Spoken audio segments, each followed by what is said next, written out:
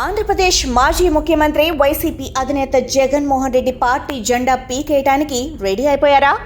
వైసీపీని కాంగ్రెస్లో విలీనం చేయటం ఇక లాంఛనమేనా అన్న అనుమానాలు గత కొంతకాలంగా రాజకీయ సర్కిల్స్లో గట్టిగా వ్యక్తమవుతున్నాయి. వైసీపీని కాంగ్రెస్లో విలీనం చేయటానికి రెడీ అయిపోయిన జగన్ ఆ లాంఛనం పూర్తి చేయటానికి శతదా ప్రయత్నిస్తున్నారని, అయితే ఆయన సోదరి షర్మిల అడ్డుపడుతున్నారని వైసీపీ వర్గాలు కూడా భావిస్తున్నాయి.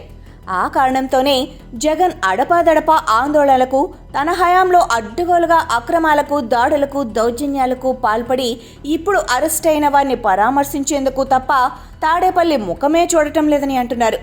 ఎక్కువగా బెంగళూరు ప్యాలెస్కే పరిమితమై అక్కడ నుంచి కర్ణాటక ఉప ముఖ్యమంత్రి డీకే శివప్రసాద్ ద్వారా కాంగ్రెస్ను ప్రసన్నం చేసుకునే పనిలో ఉంటున్నారని అంటున్నారు.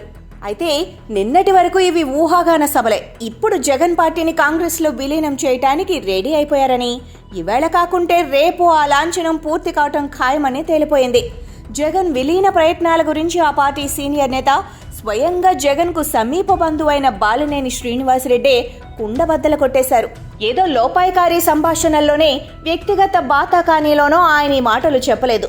పార్టీలోని తన వర్గం వారితో ఏర్పాటు చేసిన సమావేశంలో ఆయన ఈ మాటలు చెప్పారు.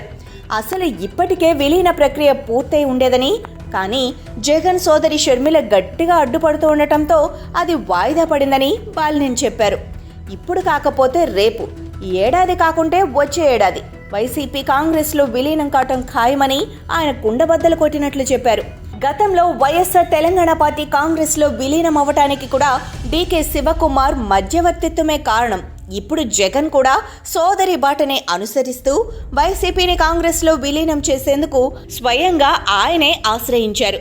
ఆయన నుంచి సానుకూల స్పందన వచ్చినా షర్మిల అభ్యంతరం కారణంగా విలీన ప్రక్రియకు బ్రేక్ పడిందని బాలినేని చెప్పారు. ఆంధ్రప్రదేశ్లో తెలుగుదేశం కూటమి అధికారంలోకి రావటం, అటు కేంద్రంలో కూడా తెలుగుదేశం పార్టీ కీలక పాత్ర పోషిస్తుండటంతో బలమైన జాతీయ పార్టీ అండ లేకుండా మనుగడ కష్టమన్న భావనకు జగన్ రావటమే ఇందుకు కారణంగా చెప్పుకోవచ్చు.